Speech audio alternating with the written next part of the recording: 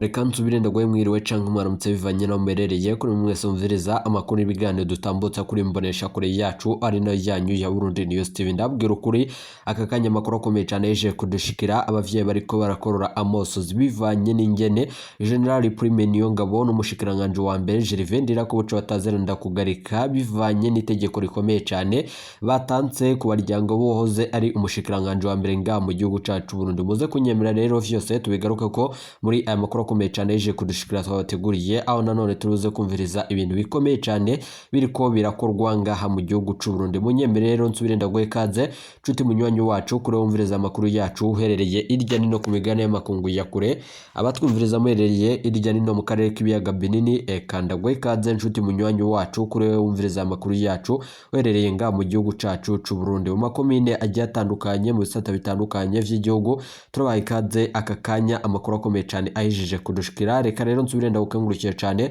cuti munywanyi wacu kuri we waje gupyonda ijambo sabone ko batarabikora akaniko karyo ndagusoma muri komisi video urabanditse ijambo sabone pyonde ko uracabona rakazujya nonye pyonde ko hama tuje turabana amakuru n'ibigano dutambutsa kuri Burundi News TV. Ingingo nkuru turazifatira ku makuru akomeye cyane havugwa mu bisata bitandukanye igisata ca politiki umutekano hagati y'akazira muntu mukatorizwe n'ubwo bamenyesha makuru umuhinga akorera nga mu gihugu c'u Burundi n'abandi bakorera irya nino mu karere k'ibiyaga binini. Gushika ubu bamwe mu bavyeyi bigorewe bariko barakorora amosozi bivanye nuko bamwe batanguye gupfa ni mu nyuma zuko baremvye cane na cane bariko baraca mu bihe bitoroshe na gato bivanye nuko baziranye n'uwahoze ari umushikiranganje wa mbere nga mu gihugu cacu Burundi General Alain Guillaume Bunyoni. Baye mu nyuma zuko rero gushika ngo Alain Guillaume Bunyoni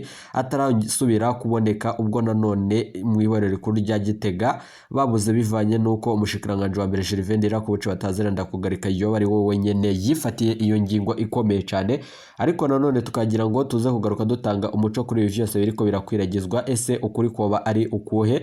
General Alain Guillaume Bunyoni yoba yaragandagwe nkuko bivugwa n'abatari bakeyi mu banyororo canke General Alain Guillaume Bunyoni yoba apfungiwe mu nyubako ya General Major Evariste Ndayishimiye canke General Alain Guillaume Bunyoni yoba apfungiwe ka Gervais Ndirakobuca batazeranda kugarika. Muze kunyemera rero ibi n'ibindi tubandanya tubategurira muze kuvyigaho kandi tubigaruke ko muri aya makuru akomeye cyane ahijeje kudushikiranga mu gihugu c'u Burundi. Gushika ubu rero turuze gusigura kandi ibijanye n'ibiriko vyose vyibonekeza nga mu gihugu c'u Burundi. Umukuru w'igihugu nyenico wa General Major Evariste Ndayishimiye mu gihe ari mu masengesho mu cankuzo aho nyene ariko arayaga n'abanyagihugu batari bakeyi imbere yiwe bikavugwa yuko rero abene gihugu batariko nanone bumvireza ivyo nyenicubahiro General Major Evariste Ndayishimiye ariko arashikiriza bivanye nuko bakorerwaga na cane ibikorwa bibi cane nk'ivyo kubatoza amafaranga y'umurengera kugira ngo na cane ayo mafaranga azokoreshwe mu kwakira igikorane cy'umukuru w'igihugu nyenicubahiro General Major Evariste Ndayishimiye n'ibindi bitandukanye biriko vyamba biboneka nga mu gihugu c'u Burundi. Reka rero tuze kubigaruka ko tubikomoza ko muri amakuru akomeye cyane kandi turi buze kugaruka dutanga umuco. Gushika rero intambara inyuma yuko biriko biraboneka yuko intambara iyoba igira itangure nga mu gihugu c'u Burundi birateye ubwoba. Ese General Prime Niyongabo nk'urongora igisoda nga mu gihugu c'u Burundi n'iki yoba agira ashikirize mu gisirikare c'u Burundi mu nyuma z'uko gushika ngubu bugaraniwe na cane mu makamu agiye atandukanye bivanye nuko no kubarinda umugambi ukomeye cyane wo kugomoka no gutangaza ikintu kibi cyane gikomeye cyane ngaha mu gihugu c'u Burundi. None uyu muvyeyi yigorewe yoba ariko arazira iciye kuvyerekeranye n'uwahoze umushikiranganje wa mbere ngaha mu gihugu c'u Burundi Ndirakobuca batazeranda kugarika. Gusika ubu ngubu rero birahejeje gukomera cyane aho na Reveria Ndikuri y'umunyabanga mukuru umugambi uri kutegetse wa CNDD-FDD ajeje gufata ingingo ikomeye cyane. Abategetsi barapfunzwe aka kanya bivanye n'amakuru akomeye cyane dukura mu ngoro y'umugambwe CNDD-FDD na kubwo amasoko yacu mu biro vy'umukuru w'igihugu. Umunyemere rero vyose tuze kubigaruka ko muri ayo makuru natwe bateguriye ntimuje kurereka tubanze dutangurire kuri ayo avugwa ngaha mu gihugu c'u Burundi. Butaboneka abasendefede bagira ubutegetsi buboneka bw'inzego tubona n'ubundi butegetsi butaboneka bufatira ingingo ahantu handi. Iyo bageze rero aho hataboneka Bunyoni yacaza kumera nk'usumba Ndayishimiye kuko akagwi gahambaye kari gafise ubutegetsi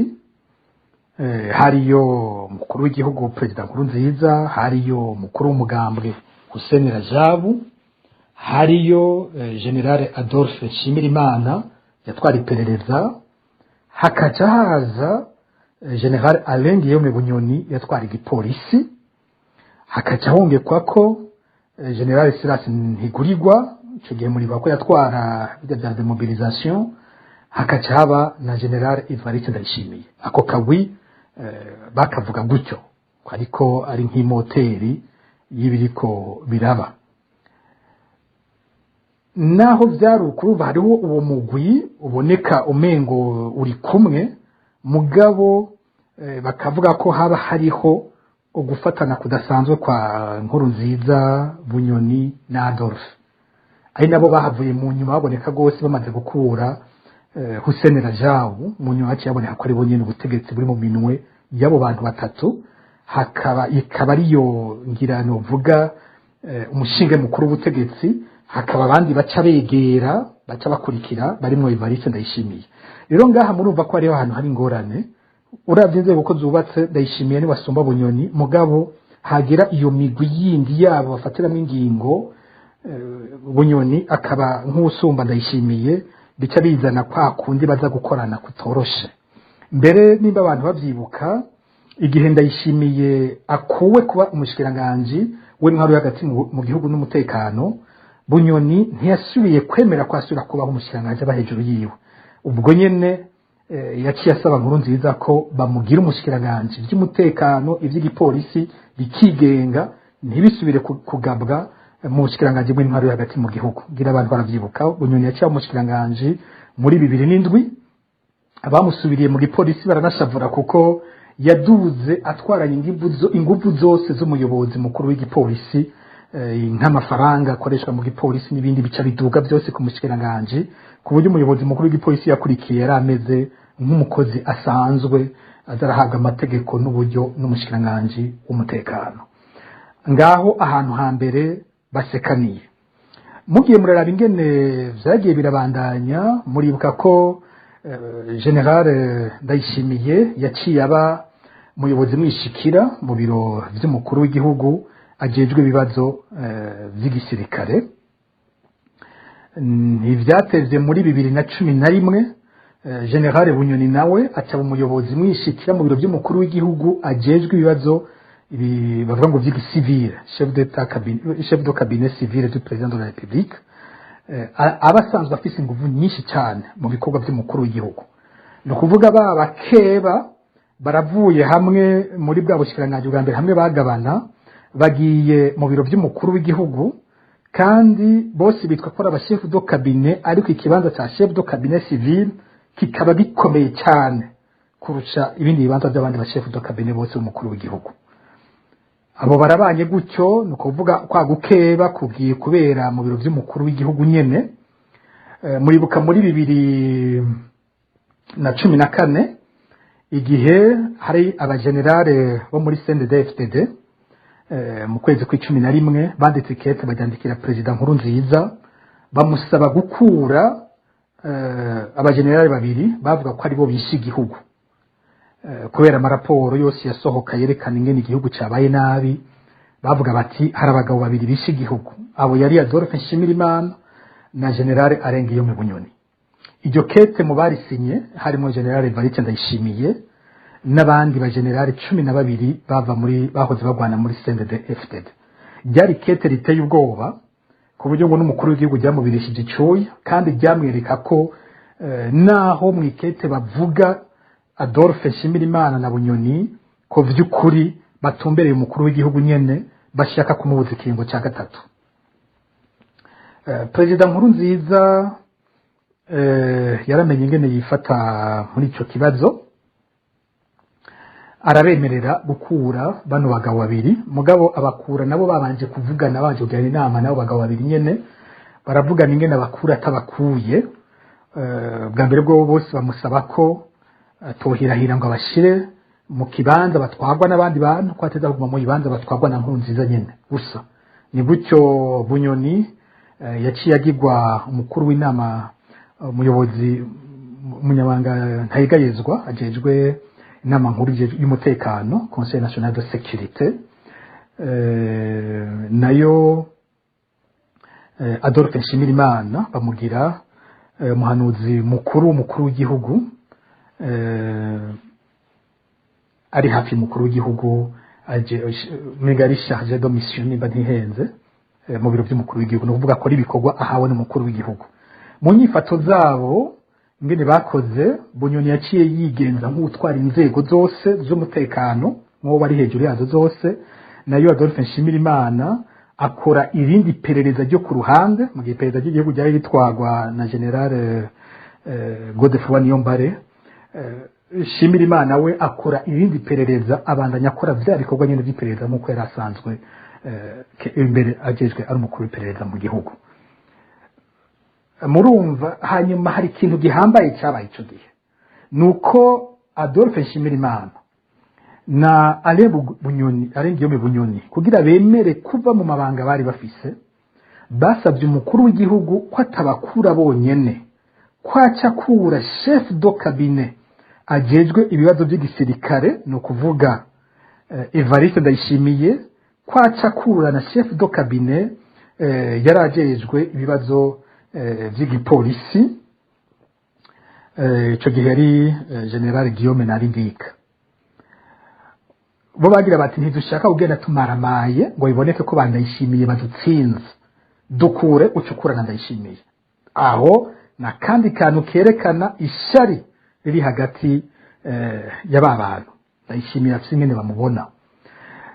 ahantu rero byagiriye kuba kandi nabi nuko Ndayishimiye muri 2015 yahavuye agenwa kuba umuyobozi mwishikira w'umukuru w'igihugu ajejwe ibibazo by'igisivile chef de cabinet civil cya kibanza cyahozemo Bunyoni ikibanza kandi Bunyoni yari yavuzwemo amakosa atari make byasigura ko Ndayishimiye aje kwibonera neza amakosa Bunyoni yari yagerezwa mu gihe yari muri ico kibanza Bunyoni atashobora kuba umushikiranganje w'umutekano mu kiringo cya gatatu cya Nkurunziza mureba ko Bunyoni yafatwa ko ari we cegera cy'umukuru w'igihugu by'ukuri ko ari we numero 2 mu gihugu aniha n'izina we nyine yita Mutama 2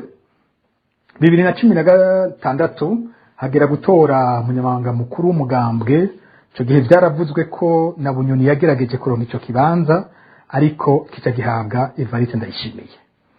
ari navyo byaciye bivyara ko Ndayishimiye byoroha mu nyuma ko ari waza kuba mukandida wa CNDD-FDD mu matora y'umukuru w'igihugu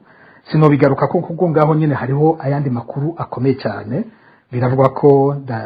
Nkurunziza yashaka gushiraho Pascal Nyabenda yari umukuru w'inama nshinga amateka hanyuma ku munota wa nyuma bari hari igitega abasirikare bajya abagenerale bagenda kuraba Nkurunziza baramubwira ko badashobora kwemera ko abaha umusivile ngo awe abari wabarongora mbere baranamubwira ati ntituri twenyene abakuru b'amakambi bose twabahamagaye bari ngaho hanze niwa vyanka uza kubisigurira bano bakuru b'amakambi bose ingene urugamba rwacu ngo murushire mu minwe y'umuntu atazi urugamba mukuru w'igihugu mwijoro ngo rya cyane arabona ko arengewe aca aremera ko bamuha umusirikare hanyuma cyabatatu none mushakande hageze mushakande nta wundi yashoboka atari Ndayishimiye kuko umuntu yaza kuba umukandida yateza kuba umusivile yateza kuba atakira umusirikare muri bose rero umuntu wenyene yari yaramaze gutanga imihoho mu gisirikare yagiye mu mabanga y'igisivile w'umugenerale bari bafise yari Ndayishimiye yari umunyamabanga mukuru w'umugambwe ni gutyo Ndayishimiye aca umukandida aba arabasize bose kuko abandi nta wundi yashobora kuja muri iryo higanwa ngo aronke uwo mwanya wo kuba usubira kuba umusivile kandi bari ku munota wa nyuma ni gutyo Ndayishimiye ari waca umukandida rero muravyibuka ko igihe hageze ko agena umushikiranganje wa mbere haravuzwe ibintu byinshi ingene yatangaje abantu mu kuzana Bunyoni akamugira umushikiranganje wa mbere kandi bizwi ko ari abakeba badakundana haravuzwe amajambo yavuzwe n'abandi bagenerale batangaye n'igihe Bunyoni ngo avyemeye ingene hari ambaje ati byukurura vyemeye ivyo bintu ibyakurikiye twese twarabibonye umukuru w'igihugu avuga ko atagira umufasha umukuru w'igihugu avuguruzanya n'umushikiranganje we wa mbere inyinyurana rikomeye ku bibazo bimwe bimwe haravuzwe nk'ibibazo bijanye n'imigenderanire y'u Burundi n'u Rwanda aho umushikiranganje wa mbere yavuga ko bidashoboka na gatoyi ko iyo migenderanire bayugurura u Rwanda rutabanje gutanga abagize ko bashatse gutembagaza ubutegetsi haravuzwe ibindi byinshi cyane. Umukuru w'igihugu akavuga imvugo yanyegeza buhoro ko ariko avuga Bunyoni, warumva ko avuga ati abantu badandaje ubutare bw'igihugu, n'abantu bari bakomeye bumvikana najya amasosiyete yaje kwimba ubutare ingene Burundi ataco buzokunguka, ahubwo amafaranga yose azoja mu minwe yabo bategetsi, akerekana akabivuga ko ari abategetsi babikoze. Hari igihe Bunyoni nawe yagwaye cyane, muravyibuka mu kiganganji wa mbere biravuga ko yoba yari isumu, hanyuma hacaragenwa ndakugarika Gervais ko buca ko ari babaye icegera cy'umushikanganje wa mbere, kandi ko umwanya wari wo wose umushikanganje wa mbere azobatahari atasubirwa na Gervais ko buca. Ibyo byapfuye kuvugwa iyo ngingo ishizwe ku mukono Bunyoni yaciye agaruka. Bunyoni agarutse atasubira gushika avuga bimwe by'u Rwanda. Muribuka ari mwisenga ariko aravuga ko ngo dufise abatwanka kuva hejuru gushika hasi. Avuze hejuru abantu bose bumvise ko avuze umukuru w'igihugu, mu gihe umukuru w'igihugu ako kanya nawe yaciye avuga ijambo ryavuga ko hari abantu ariko barasenga ngo apfe. Byari ibintu bitangaje, uri kuravyumva warumva ko abo bantu batari kumwe atakigenda hagati y'abo bagabo babiri. Rero ikugwa rya Bunyoni ntawe ryatangaje, n'abakeba babiri impera n'imperuka byategereza guhereza hajya. Ikibazo cyari cyo kumenya ubuzitanga ubundi, ninde azokura uwa mbere ubundi, bica birangira ari Ndayishimiye abikoze akuye Bunyoni. Aha rero niho numva nohera kino kiganiro mu kwerekana uko gusharikana kwari gusanzweho imyaka myinshi cyane hagati ya General Bunyoni na General Evariste Ndayishimiye. Bapfa kuboneka, bapfa kurondera ibyicaro, bapfa kurondera amatungo, bapfa ubugabo, n'ibintu byo kuva imbere gushika ubu byagumye bibandanya bica birangira uko birangiye uyu munsi. Yoba ari intsinzi ya Ndayishimiye ko bigenze gutya, reka tuze kubigaruka ko mu biza kuza biravugwa, turaza kuraba ko by'ukuri ari intsinzi. Mugabo muri ibyo bibanza bagwanira muri uyu mwanya bivuga ko hari umwe aboneka ko asa n'ubutsinze bwa mbere ari watsinze ubundi. Ico kazozizozana ntitukizi, ariko muri uyu mwanya Ndayishimiye yakuye Bunyoni mu mabanga, amwatsi ibyiwe, amuboheye mu ibohero Igitega, nk'uko Nkurunziza mu gihe ciwe yikuye ko Rajabu akaja kumubohera mu mpimba. Ikibazo ca kabiri naco nyene cerekeye n'ifungwa rya Ngiyome Bunyoni, kaba yaranaciriwe n'urubanza yaciriwe gufunga ubuzima bwiwe bwose nubwo urubanza rutarahera. Mu mwaka wa 2015 mwarahunze igihugu, hanyuma namwe mwagirizwa guhungabanya umutekano w'igihugu, ndavuga wowe Pacifique Nahazwe. Hama igihano nawe waciriwe urubanza rwa wahanywe waronse igihano cyo gufunga ubuzima bwawe bwose nk'icaciriwe ari Ngiyome Bunyoni. Kandi hari abarundi benshi bari hanze y'igihugu ari impunzi baciriwe gufunga ubuzima bwabo bwose. Nibaza ko nubwo ari impunzi bari hanze y'igihugu batanezerewe, nawe nibaza ko ubwanyu nka Pacifique Nahazwe mutanezerewe babaciriye gufunga ubuzima bwanyu bwose. Ikibazo rero gihagaze hano, waratabarije Bunyoni, uratabariza ku buzima bwiwe, uratabariza umuryango wiwe, kandi mu bantu boba batumye abarundi benshi b'impunzi, abantu batumye mwese muronka ico gihano mukatirwa gufunga ubuzima bwanyu bwose, nibaza ko ari mu bambere, kuko yari umwe mu bari bakomeye ku ntwaro y'umuhisi Petero Nkurunziza. Ikibazo rero nashaka kubaza ni ikihe cigwa mwakuye mu ifungwa rya Ngiyome Bunyoni, umuntu yapfungishije abarundi benshi nawe urimwo nubwo